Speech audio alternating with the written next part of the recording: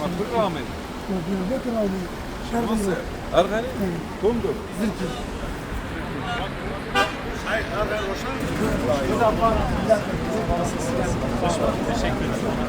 Serkan Bey'i bekleriz. Telefonla görüştük ama. Serkan Bey'i mecliste görüşürüz. Eyvallah, merhabalar. Daha sonra da telefonla iletişime Antep milletvekilimizle bakanla Alparslan Bayraktar'la konuyla ilgili görüşme de yaptı. Taleplerimizle iletti. Hatta yaşanan mağduriyete dair de sıkıntılar kendisine iletti. Hepsinde mağduriyete sahip ziyaret geçmiş olsun ziyaret edildiğinde elimize destek verelim diye.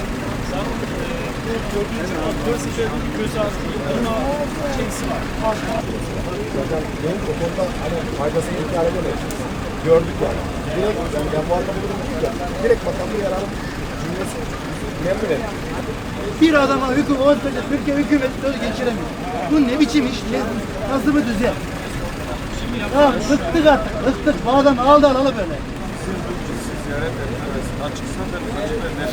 Sizin derdiniz, sizin sorununuz ve evet bir yerde haksızlık varsa karşısında sesleniriz. Bundan dolayı biz de siz ziyarete geldik. Hatta ziyarete gelmeden önce şimdi bu arkadaşların gelmişler bakanlığında o zaman biz bakanlarla görüştük.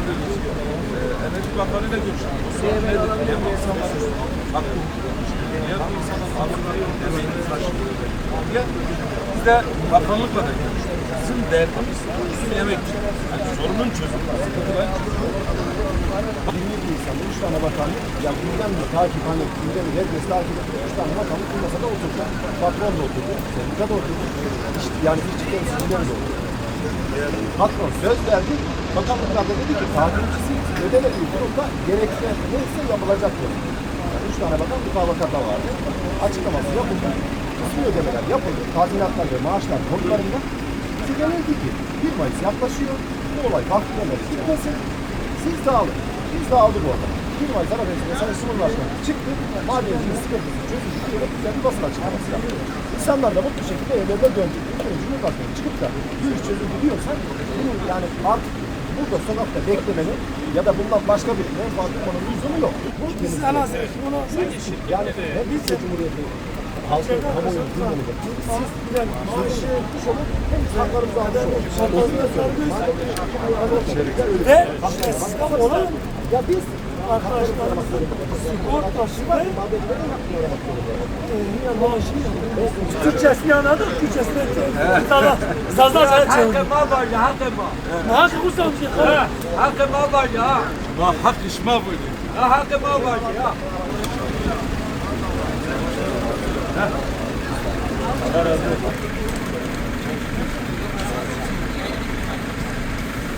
İnşallah hem bakanlığa ileteceğiz, hem bakanlıkla görüşme talebimizi de söyleyeceğiz.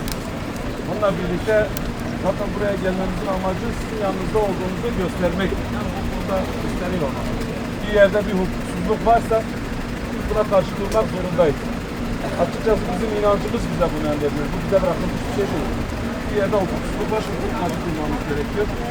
İnşallah tez zamanda bu sorunumuz, bu sıkıntımız da biter.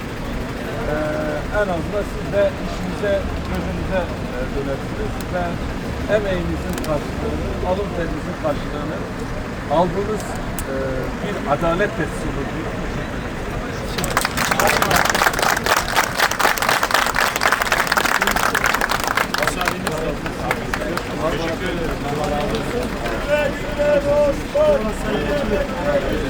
Güle güle dostlar, yine bekleriz. Güle güle dostlar, yine bekleriz.